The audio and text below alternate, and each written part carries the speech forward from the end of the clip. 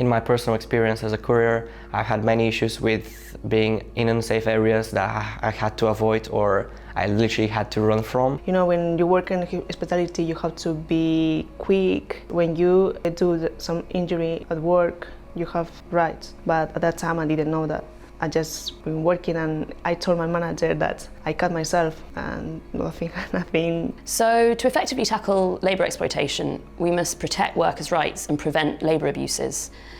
When workers' rights aren't protected by the state, this creates a big power imbalance and individual workers are left alone up against exploitative employers and powerful market pressures to cut down costs.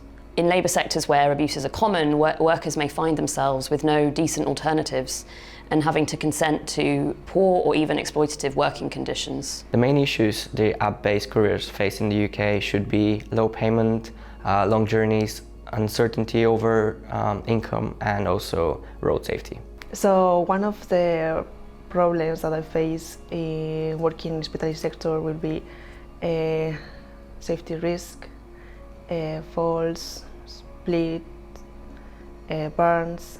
Can be a discrimination when you don't speak English, so yeah, they can do whatever they want. It's helpful to imagine these experiences along a spectrum where at one end you have decent work, where you are paid enough and have good working conditions. If you have an issue at work, you know you can say something and rely on your employment rights to protect you without risking losing your job.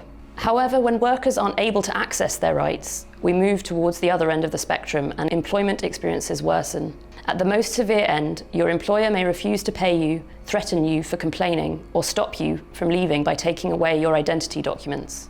This is why, if fundamental rights at work are not protected, workers can end up vulnerable to severe forms of labour exploitation.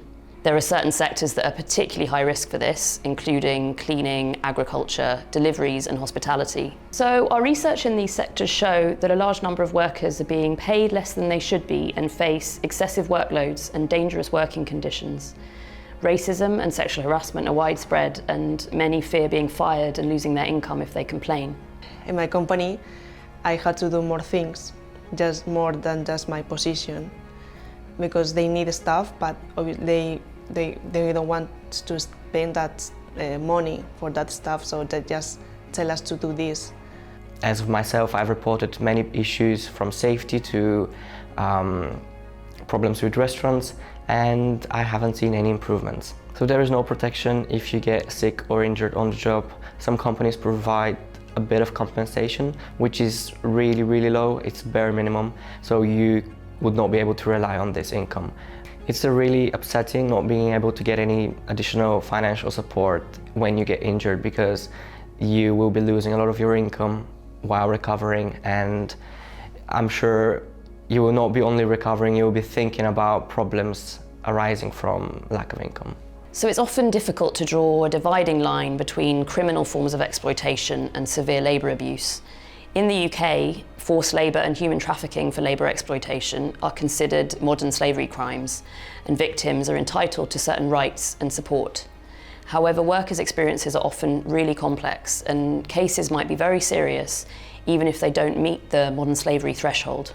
Such a complex problem must be tackled on multiple fronts, so we must stop perpetrators and support victims, but more needs to be done to prevent exploitation from happening in the first place.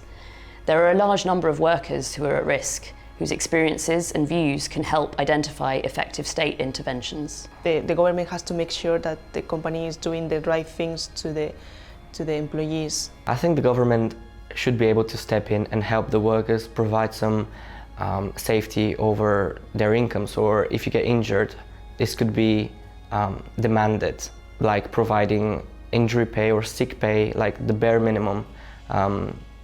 Maybe also work towards a minimum hourly pay. So to tackle labour exploitation, we must look at the full picture and respond to the issues affecting workers across the spectrum, and this must include proactively enforcing workers' rights.